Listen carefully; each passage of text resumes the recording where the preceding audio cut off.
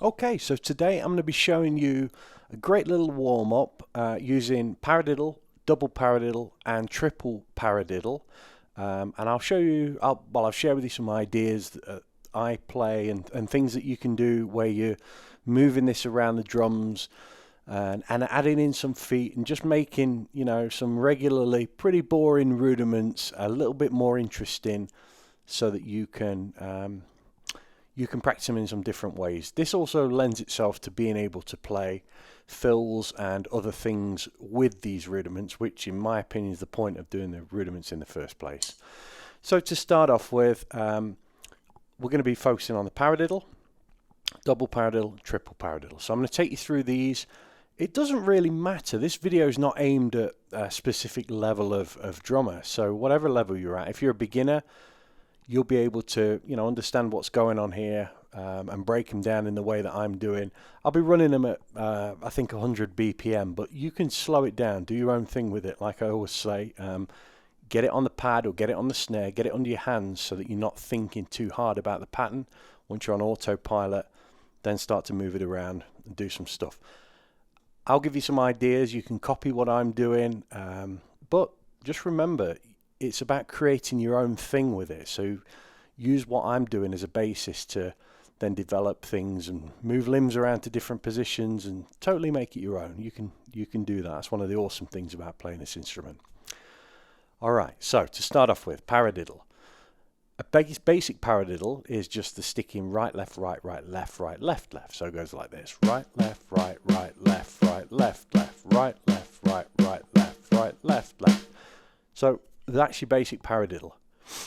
Your double paradiddle is just right, left, right, left, right, left, left, right, left, right, left, left. And your triple paradiddle, right, left, right, left, right, left, right, left, left, right, left.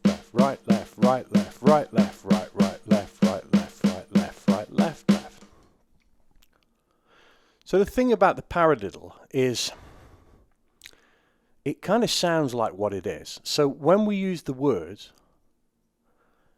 paradiddle, the para is the right left, paradiddle. And the diddle, when we talk about diddles on drums, we're always talking about doubles. So that's two on the same hand. So, okay, I guess the dog's not interested in this. So right, left, right, left, left. So paradiddle. Now using the same logic, you can play paradiddle, which is your double paradiddle, and then you flip it, paradiddle.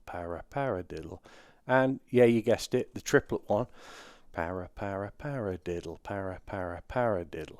So if you're new to these rudiments, you'll want to use this to remember how they go and what they go like.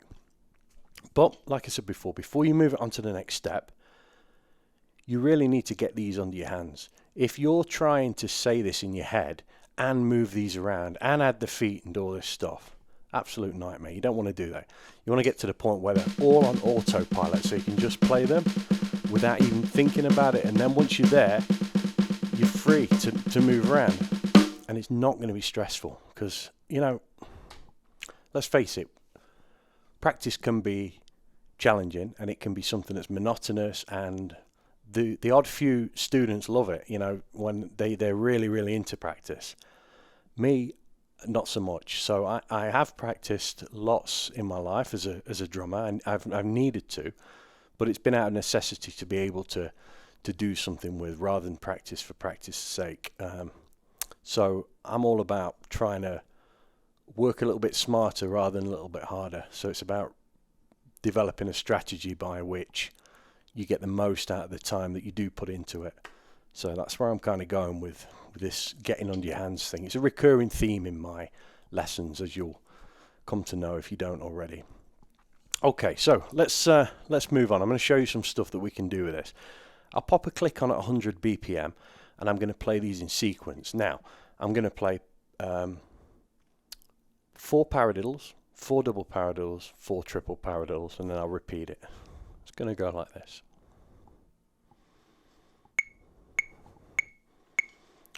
2, ready, and paradiddle, paradiddle, paradiddle, paradiddle, paradiddle, paradiddle, paradiddle, paradiddle,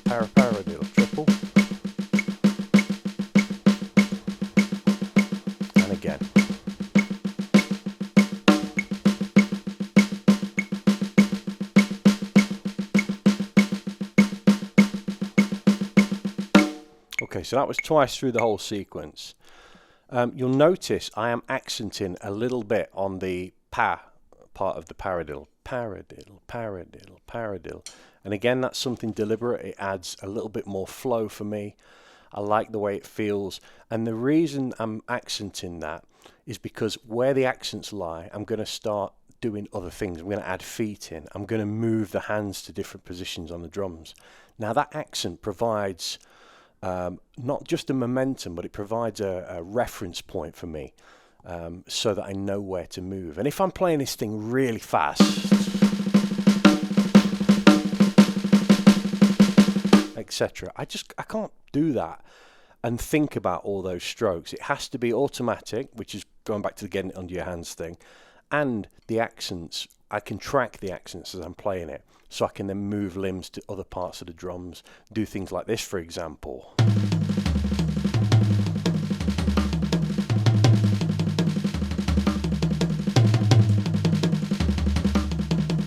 So I can move them around, cymbals,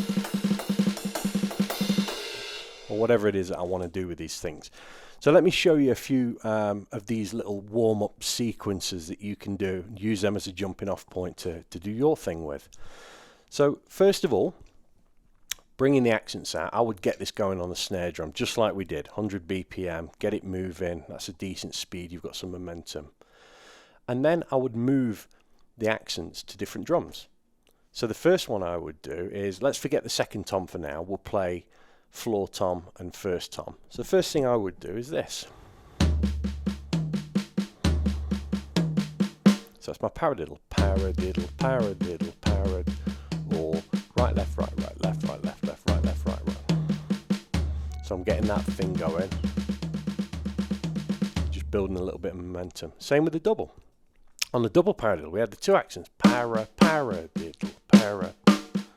So the right accents are moving to the right of the kit onto the floor tom. Left are going to go up to the first tom.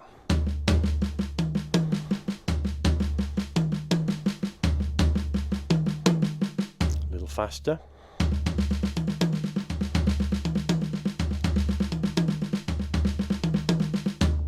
Okay, so you get the idea. Triple, same pattern.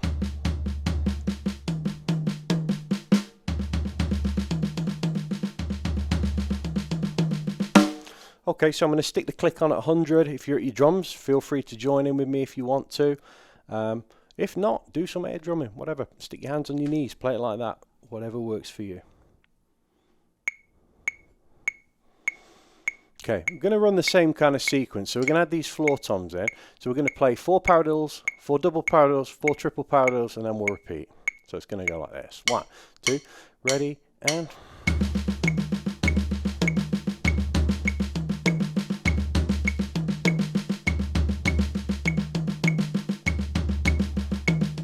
repeat.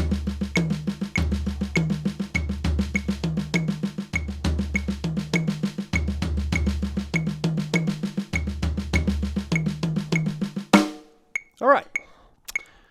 So that is the way that pattern goes.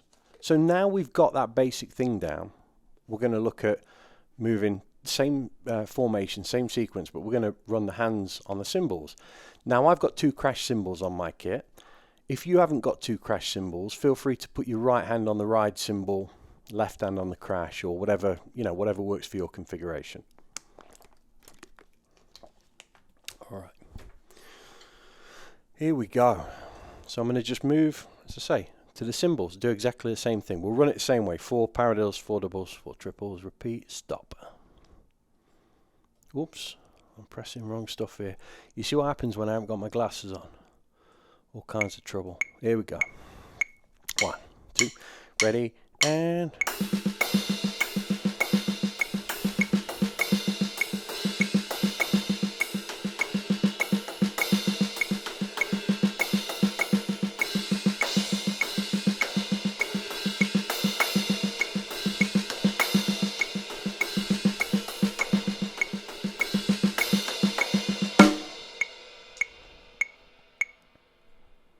All right, so that's what we've got. That's a few ideas that you can use with this thing. Now, I said at the beginning, we're going to look at adding the feet in, and we're going to do that in a couple of ways. So the first way we're going to do it is we're going to pick out the accents with the feet.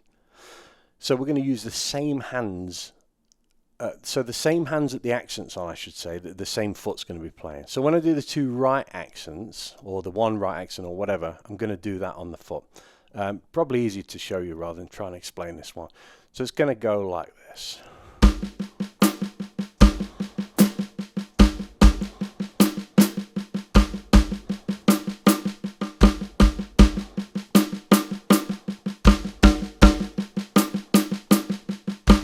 Run the sequence again. Okay, so if you need to stop the clip, whatever, do this slow, get it on your hands, get your feet involved. As I say, same side, so it's not horrendously difficult at this point. Let's stick the click on. I'm trying at 100. Feel free to join me if you can. After 4.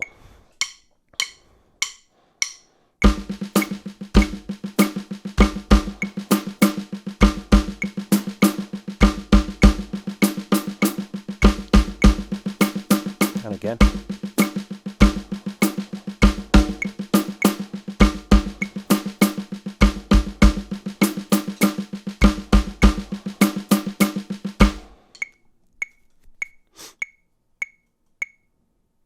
All right, that's the sequence. So you get the idea. Next thing, we could move that around the drums, and we'll do the same thing with the feet. Again, we're just going to stay at this tempo throughout the whole thing. After 4. 1, 2. Ready, and...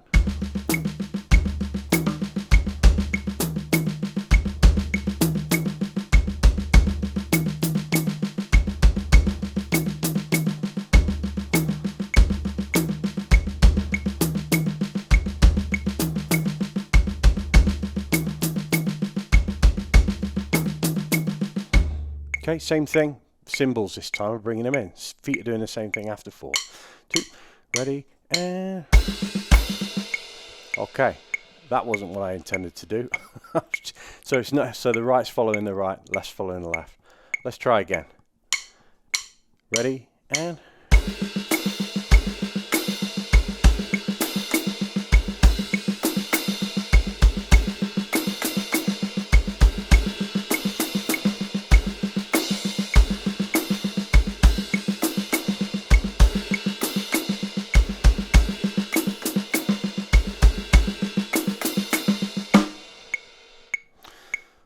All right, that's more like it that time. So we've got the hands thing, we've got the feet thing going. You could extend these. So like I say, think about getting these together first. Use these as a jumping off point, do your own thing. So what I mean by that is you could say, well, I'm going to double the length of the sequence and I'm going to move from toms to crashes and then back to toms and then back to crashes. So create an exercise for yourself around it. You can mess with the tempo. If you're feeling like you know, really doing well with it, you've got that muscle memory, challenge yourself, push it up, try different BPMs with it. The other thing you could do with this is you could experiment with different tom placement depending on your configuration. So you could even do crossovers, and there's all kinds of stuff you could do with this pattern. So, you know, get as creative as you want with it. All right, so the kind of last step I'm going to do with bringing the feet in is to keep a regular ostinato with the feet. Now, what I mean by that is an ostinato is just a regular repeating pattern, and I'm just going to play 8th notes with the feet. 1 and 2 and 3 and 4 and 1 and 2, and generally I've got 16th notes going on with the hands, so the feet are going to be at half the speed of the hands, but I'm just going to alternate right and left. This is a really good coordination exercise. So as you're doing it, I'll kind of play it slowly to start with. So the feet are going to be going like this.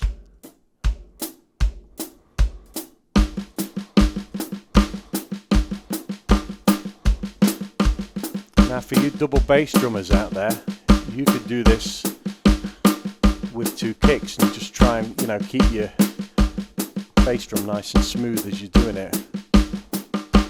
This is quite tricky actually to play slower. I've played it a lot faster than this and it's not feeling too easy. Yeah. That's better, kind of. Isn't it weird how it's easier to play faster sometimes, get that momentum. I find that a lot with students when I'm teaching. They're like, I can't do it slow. Well, you've got to,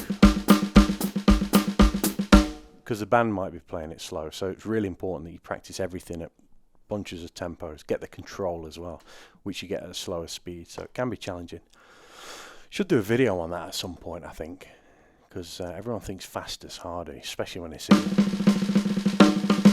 They're like, whoa, you know, how do you get it that fast? And it's just like, well, play it slow first and build it up gradually. All right, so let's run through the sequences with that foot thing going on. Do it 100 again. Okay, 2, ready,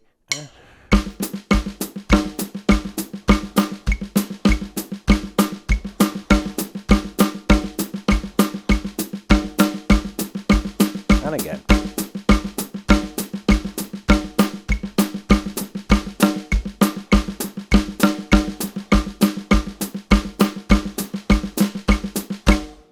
All right, cool. Same thing. We'll do the tom thing. Get in on the tom thing in on it this time. After 4, I'll get my words out.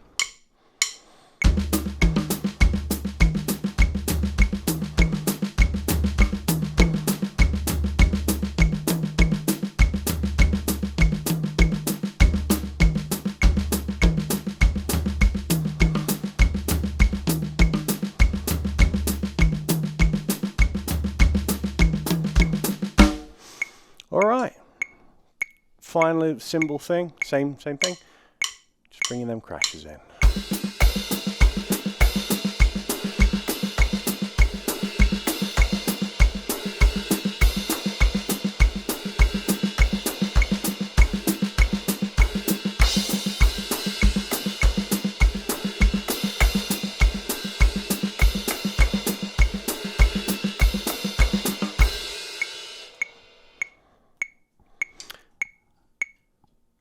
All right, well, thank you so much for joining me in this lesson.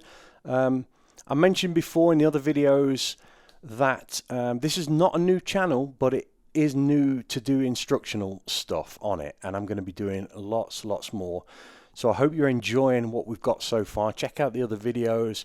Please like and subscribe. If I can get up to 1,000 subscribers, which sounds like nothing in YouTube land, but for me that's a lot. If I can get there, I'm going to start doing some live lessons.